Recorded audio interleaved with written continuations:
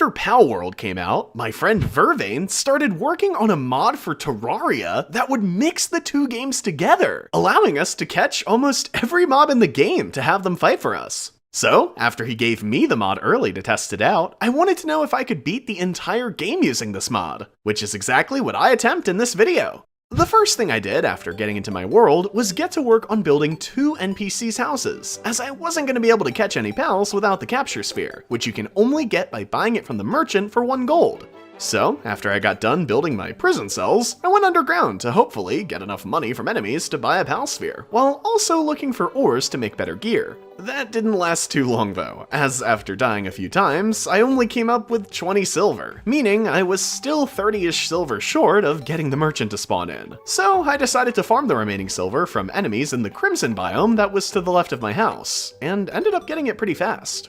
After this, I still needed to get another 50 silver though, as the capture spheres cost 1 gold. So, since I had to wait on the merchant to spawn in anyway, I decided to start exploring the right side of my world, and ended up finding a living tree, which allowed me to quickly get enough money for the capture sphere. Once I teleported home, the merchant was luckily already there, so I went ahead and bought the capture sphere, and was finally able to start catching enemies. To quickly explain how this works, the capture sphere has 2 modes, with the first being for catching, and the second being for releasing the enemies you caught.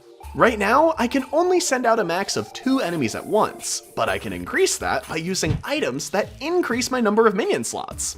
I'm also able to catch way more enemies than I'm able to throw out at once, but it took me a bit to realize that, as you'll see here shortly. Getting back to the playthrough now, the best thing I thought I could catch was one of the enemies over in the Crimson biome, so that's exactly what I did, and was pretty shocked to see how nice the capture sphere animations were.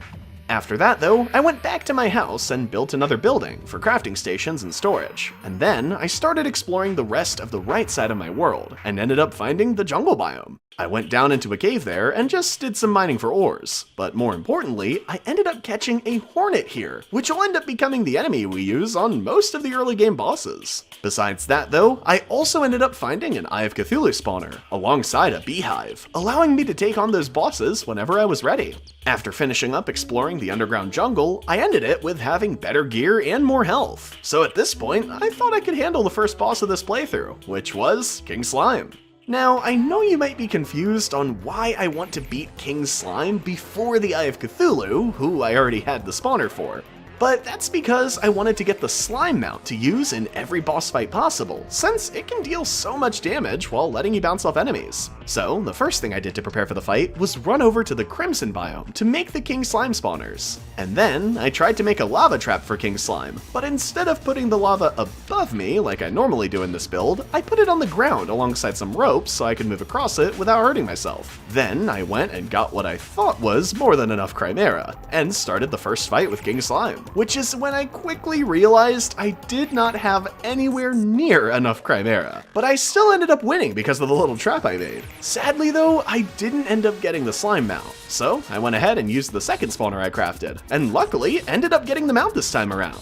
After King Slime, my next goal was to beat the Eye of Cthulhu. But before that, I wanted to upgrade my health a little bit more, and for some odd reason, I thought the best place to look for life crystals was the underground desert, which did get me a couple of them. But after dying a few times, even after catching some of the enemies down there, I decided to finally move on. I went back home and built some more houses for my NPCs, and then I went back over to the underground jungle to look for more decent ores and life crystals, which ended up working out a lot better than the desert, as I got a little bit of what I was looking for, alongside some hornets that I caught.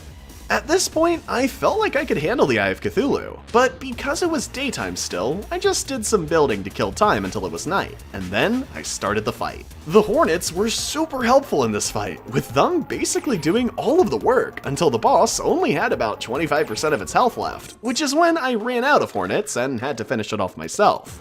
I only ended up getting enough Crimtane to make one thing, so I ended up settling on the Artery Yo-Yo, and planned on using my remaining Suspicious Eye the next night to get some more Crimtane. In the meantime though, I went back to the jungle and got a few more hornets, and then came back to my base and did some building until it was nighttime, which is when I built my fishing pond that I barely ended up actually using. Once it was finally night though, I went and re-summoned the Eye of Cthulhu, with the boss fight pretty much going exactly like it did the first time. Now that I had a good melee weapon and some extra Crimtane bars, the next thing I needed to do was fight the Brain of Cthulhu. So, as soon as it was day, I went over to the Crimson biome to try and find Crimson Hearts, and luckily was able to find 3 of them all in one area, but I still needed to go catch some enemies for this fight. So, I went over to the Jungle biome and started collecting hornets again, which took way longer than expected, with a few deaths thrown in there. But once I was done with that, I went back over to the Crimson Hearts and got ready for the fight. This time around, I didn't need to actually beat the boss, which is great, because it ended up killing me and all of my hornets. I just needed to get enough tissue samples from it to make the Deathbringer pickaxe and some armor, which I easily did, with a good bit of tissue sample left over. The next thing I needed to do was farm Queen Bee, for not only bee nades to use on the Wall of Flesh, but also so I can make bee armor, which will allow me to have an extra enemy thrown out. So, the day after I got done with the Brain of Cthulhu, I went over to the jungle, spent some time collecting hornets and revamping the beehive a tad bit, and then I started the fight. Queen Bee ended up destroying my hornets pretty quickly, which I should have seen coming honestly. But luckily, it didn't matter, as I still ended up beating her. After that, I went back home and made me the bee helmet and leggings. And then, on my way back to the jungle cave to farm more Queen Bees, I decided to go ahead and build 2 NPC houses above the cave entrance, so that way, in the future, I could just use a pylon to fast travel to the jungle, instead of making the incredibly long walk. Once I was done with that though, I went back to farming Queen Bees, and ended up getting around 200 bee nades. At this point, I thought I was more than ready to go against the Wall of Flesh, so I started preparing for it. The first thing I had to do was actually make a path down to the underworld, and then, once I was down there, I started working on getting enough hellstone to make a full set of gear, which caused me to die more times than I'd like to admit. Once I finished that though, then I started making my platform going across the underworld, which is when I got extremely lucky and ended up getting a voodoo doll, so I didn't have to waste time farming for one later on. I also went ahead and tried catching a bone serpent, thinking it would be super good, but I later found out that while it may deal some good damage, it dies too fast for it to really be useful. After all of that though, the last thing I needed to do before fighting the Wall of Flesh was go catch some more enemies. So, after picking up some more hornets, I went back down to the underworld and was finally ready to beat the Wall of Flesh. Once it spawned in, I realized that I probably over-prepared, as between me and the hornets, we ended up destroying its health pretty fast. But right after I actually managed to defeat it, I ended up falling into a pit of lava. So after making the long journey back down to the underworld, I was able to pick up the Pwn Hammer. Now, originally, this was where I planned to end this video, as Verveine was planning on adding more content later on, so I was gonna finish this playthrough in a second video to show off the new features. But instead, Verveine got all of that stuff added just a few days after originally giving me the mod. So, I decided to go ahead and finish it now, but I wanted to mention something about this now, as the mod will look slightly different, like having an arrow above the enemies that are yours. Getting back to the playthrough now, there were a few new capture spheres to get, with each one being for a specific biome where it'll deal more damage when thrown, alongside a universal one that requires each capture one to be crafted, but gives you the boosted damage benefit in each biome. I thought the underworld one would be pretty useful, so I went ahead, got the hellstone and obsidian that's needed for it, and made it at my anvil. Once I got done making this though, I started thinking about what enemies would be good to use at this point in the game, and could really only settle on 2, which were paladins and red devils. But neither of them were able to spawn at the moment, as I had to beat Skeletron for the paladins and the destroyer for the red devils, so I got to work on just that. I first went to catch some enemies from the underworld, then I went to beat a few more Queen Bees to get some more bee nades, and finally I went over to the dungeon to fight Skeletron. But because it was daytime once I got over there, I decided to kill the time by making 2 NPC houses near the Hallow biome, so I could fast travel there later on. Once it was night though, I talked to the old man and spawned in Skeletron, but it only ended up lasting about a minute, even with me not doing anything. Now that I had Skeletron defeated, I could go ahead and try to find paladins to catch, which are extremely strong enemies enemies that rarely spawn in the dungeon. But because the next few bosses weren't going to be on the ground long enough for the paladins to do anything, I decided to just go ahead and move on to working on to the next boss I had to do, which was the Destroyer. The first thing I did was spend some time finding and going through the hard mode ores until I could make a mithril anvil. And then I went to farm some drops so I could make the mechanical worm to spawn the Destroyer, which is also when I caught a ton of golden ichors, which is what I planned on being the main enemy I'd use in the fight. Once I had all that finished and the mechanical worm crafted though, I went over to the Hallow biome to set up the floating building that I would actually do the fight in. And once it was night, I spawned it in, and quickly realized my setup wasn't going to work out before I ended up dying.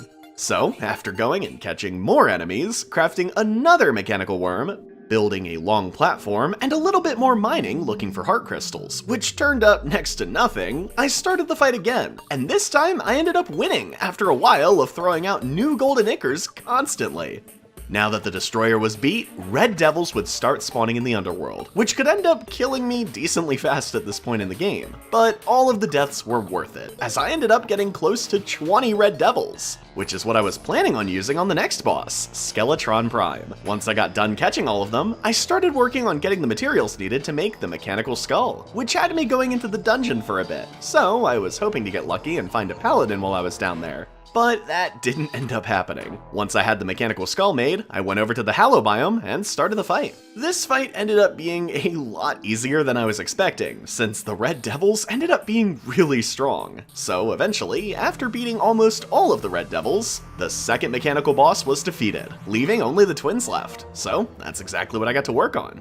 Getting ready for it was basically the same process as Skeletron Prime, with me getting some more red devils, crafting the mechanical eye after getting the materials needed from the underground Hallow, and then going over to the same place I did the last two fights and summon the twins. This fight was about the same as Skeletron Prime in difficulty, but after running like crazy while replacing each of my red devils that died, I ended up beating it. Now I needed to do Plantera, which also happens to be in the same area where I can find some life fruits. So I went down to my go-to jungle cave and ended up finding a Plantera bulb right beside the first beehive I did, so that saved me some time at least.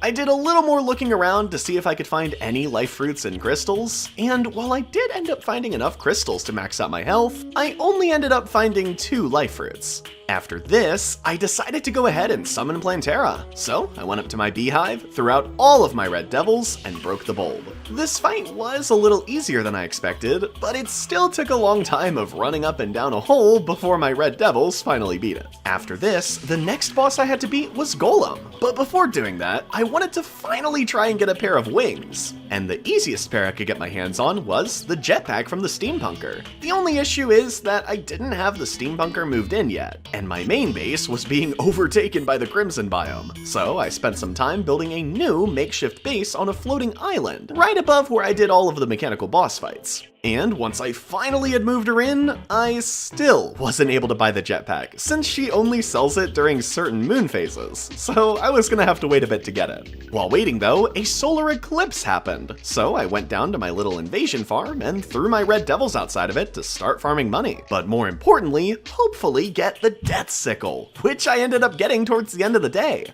Besides that though, I also ended up getting more than enough money to buy the jetpack, so after waiting one more day, I was finally able to buy it and start flying. After getting that, I thought I could handle Golem pretty well, since the red devils will still be really strong at this stage in the game. So I went back down to the underworld to catch a few more, and then started making my way to the jungle temple. Once I was in the room where Golem spawns, I made a little platform to make things easier for me, and then I started the fight. But I realized pretty quickly that the platform I just made actually blocked most of the red devils' attacks, and not too long after that, I ended up dying. Luckily though, I had another lizard power cell I found in the temple, so I went back down there, did a few changes to the room so that way my red devils could actually attack, and then started the fight again, with me just barely winning this time around. And while I did win the fight, it also made me incredibly aware of the fact that my goal of beating the game without upgrading my character was pretty impossible at this point. So that's what I got to work on before attempting the Cultist.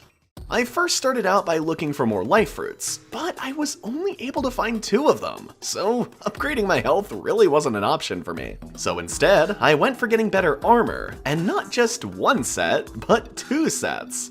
The first one was, of course, the Tiki armor, so that way I could have more pals out. But instead of grinding for all the money needed for that, this was when I finally remembered the Crystal Shard money glitch. So I just did that for a bit, and not only bought the full Tiki armor set, but also bought the last summoner accessory he was selling. After that, I decided it would be a good idea to finally deal with the Crimson, which had taken over a good chunk of my world at this point. So I bought the Contaminator and some green solution, and then I got back to fixing my world. Once I was done with that though, I moved the forest pylon back to my spawn, so I wouldn't have to travel across the world each time I died. And then, it was finally time for me to go get the enemies I was going to use in the Cultist and Pillar fights.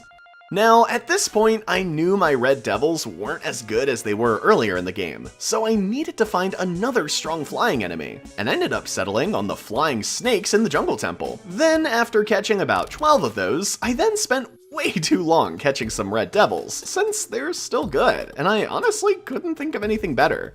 And finally, for the last set of enemies, I originally thought it'd be a good idea to grab about 3 paladins. But after waiting forever and only getting 2, I decided to call it quits there, since they weren't going to be able to help that much when they can't fly. Finally though, after I finished doing all of that preparing, I went to the dungeon, threw out 12 red devils, and stood back and watched as they started the fight, and they were doing really good. So good, in fact, I started to get a little cocky and make some risky moves, and ended up dying. So after respawning and waiting for the cultists to respawn, I started the fight again.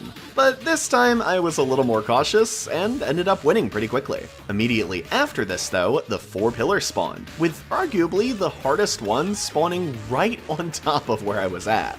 So I ended up dying and going back to spawn, which also happened to be right in between the Vortex and Nebula pillars. So those are going to be the first 2 I tried to take down. With these, since I could respawn over and over again without losing the progress I made on each of the pillars, I basically ended up just going into its area, throwing out a ton of red devils, and letting them do as much damage as they could before I would eventually die. And then I'd repeat this over and over on both of the pillars at spawn, and the one over by my Hallow biome, which was the 3rd one I defeated. I took a small pause here before doing the other pillar to stock up on red devils, which actually ended up being a little bit longer than a small pause, since it took about an hour. But since I was so underprepared for Moonlord gear-wise, I was gonna have to rely on red devils for mostly everything in its fight. Once I finally had more than enough red devils to share with the entire class, I went ahead and beat the remaining pillar, doing the same things I did on the other 3 pillars. And then I teleported home to wait for Moonlord to spawn. While waiting, I of course threw out all of my red devils, used the few food items and potions I had, and not too long after that, he finally spawned in.